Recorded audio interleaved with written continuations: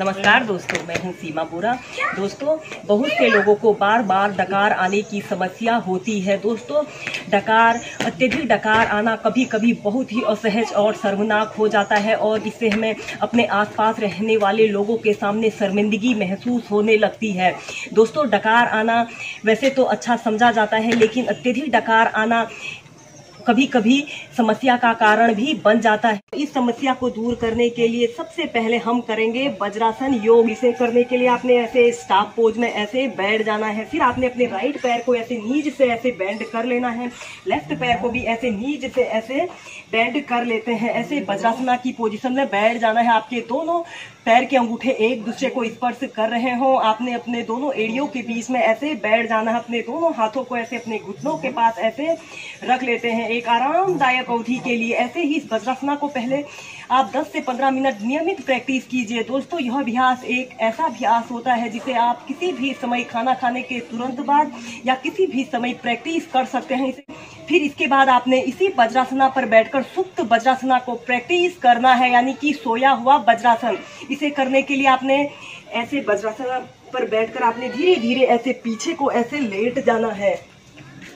ऐसे पीछे को लेट जाना है और अपने दोनों हाथों को ऐसे अपने नाभि केंद्र के पास ऐसे रख लीजिए, या फिर अपने दोनों हाथों को ऐसे अपने सिर के ऊपर ऐसे रख लीजिए। एक आरामदायक अवधि के लिए 30 सेकंड से लेकर 2 मिनट तक आप इसी सुप्त वज्रासना की पोजीशन में रहें।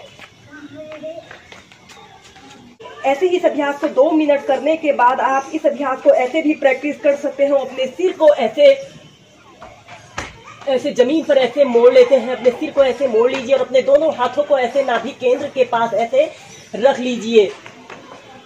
30 सेकंड ऐसे ही होल्ड करके रखें।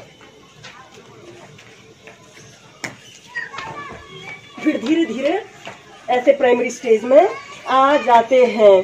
दोस्तों, इस अभ्यास को आप अपनी फ्लेक्सिबिलिटी और स्ट्रेंथ के अनुसार ही प्रैक्टिस कीजिए। फिर इसके बाद आप धीरे धीरे ऐसे प्राइमरी स्टेज में आ जाते हैं। हम करेंगे पवन मुक्तासन। इसे करने के लिए आपने ऐसे पीठ के बल सीधे लेट जाना होता है। ऐसे पीठ के बल सीधे लेट जाइए और अपने दोनों पैरों को ऐसे घुटनों से ऐसे मोड़ लेते हैं और अपने दोनों हाथों को ऐसे इंटरलॉक करके अपने घुटने के नीचे से ऐसे लगा लेते हैं। लंबी गहरी श्वास अंदर भरते हैं और सांस छोड़ते हुए धीरे धीरे ऐसे आगे को अपनी ठोड़ी को ऐसे अपने घुटने पर लगाने का प्रयत्न कीजिए, या फिर आप इसी में हिलना डुलना लुढ़कना को प्रैक्टिस कीजिए।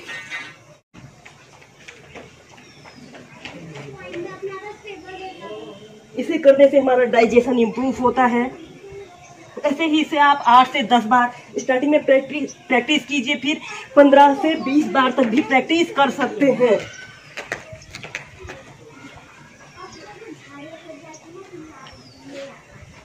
ऐसे प्राइमरी स्टेज में आ जाते हैं। ऐसे ही पवन मुक्तासन को आप 4 से 5 बार मेंटेन करके प्रैक्टिस कीजिए। इस समस्या को दूर करने के लिए हम नेक्स्ट अभ्यास करेंगे परिघासन योग। इसे करने के लिए आपने ऐसे ही वज्रासना पर बैठ जाना है।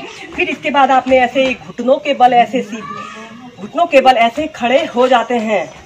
अपने दोनों हाथों को अपने थाइस के पास ऐसे सटा लेते हैं। अपने राइट पैर को ऐसे राइट साइड ऐसे ले जाते हैं और अपने पैर को ऐसे आगे की तरफ पूरा फैला लेते हैं, जितना आप फैला सकते हैं।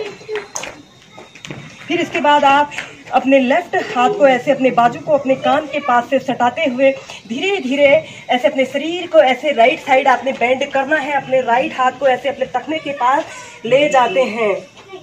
पहले 10 सेकंड ऐसे ही होल्ड करके रखेंगे, फिर 30 सेकंड तक ऐसे ही होल्ड करके रखें। Normal breathing.